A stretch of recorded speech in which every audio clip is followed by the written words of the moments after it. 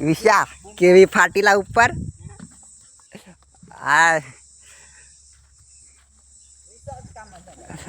तो गाइस हम बिना ही सेफ्टी के ऊपर चढ़ गए थे और इधर तो आसान लगा, आसानी से पार कर दिया। फिर हाँ इतनी फटी ना गाइस, लिटरली बहुत ही खतरनाक है। और इधर से थोड़ा नॉर्मल, इधर थोड़ा आसानी से पार कर लिया हमने और इधर भी आसानी से पार कर लिया।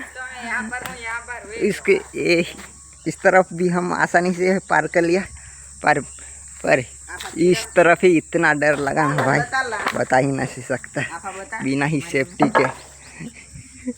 और एल रहा विष्णु, अरे मुझे फाड़ी नाखी देश का नहीं, मुझे घेर जवान से बधु बताया कितने